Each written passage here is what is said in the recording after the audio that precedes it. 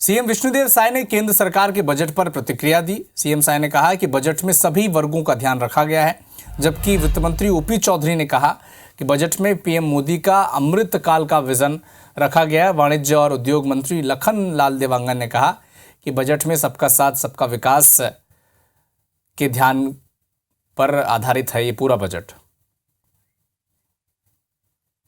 इस बजट में मुख्य रूप से हमारे देश की महिलाओं, अन्नदाताओं, युवाओं और गरीबों पर विशेष फोकस किया गया है। और जिस तरह से मध्यम वर्ग के लोग हैं जिनको आवास की समस्या होती है, उनके लिए विशेष आवास योजना का प्रावधान रहेगा। मोदी जी का लॉन्ग टर्म प्लान इंडिया 2047 को डेवलप्ड इंडिया के रूप में देखना, अभी इन बिटवीन इंडिया की इकॉनमी को $5 ट्रिलियन की इकॉनमी बनाना, अनेक इनिशिएटिव्स हैं जिससे इंडिया को एक मैन्युफैक्चरिंग हब भी बनाया जाए और क्वालिटी एम्प्लॉयमेंट उससे जनरेट हो। गरीब किसान नौजवान का बजट है, चाहे प्रधानमंत्री आवास के माध्यम से गरीबों को पक्का छत हो, गरीब दीदियों को लखपति बनाने की योजना हो।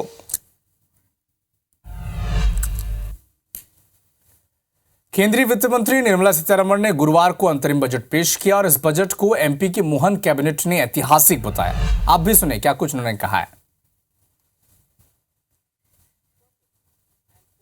सर्वहितैषी सर्वस्पर्शी कामों के आधार पर सभी विभागों पर पर्याप्त ध्यान देते हुए खास करके गरीब, महिला, युवा, किसान पर केंद्रित प्रधानमंत्री ने इस बजट को जो ध्यान केंद्रित किया, जिसके कारण से लगभग 25 करोड़ हमारी आबादी गरीब रेखा से बाहर आई है।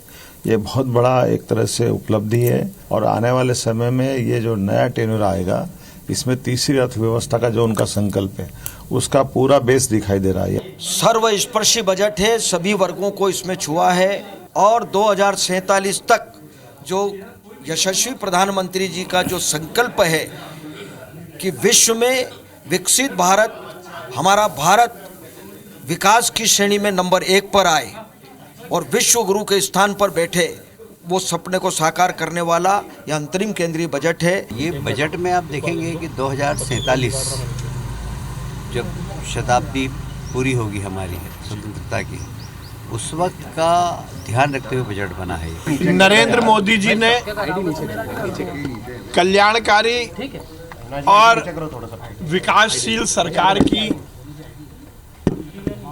परिभाषा को प्रतिपादित किया है।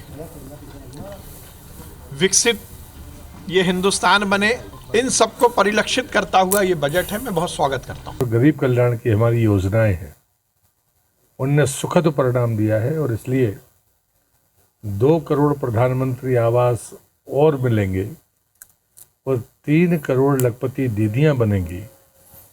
ये घोषणा अभिनंदनीय है।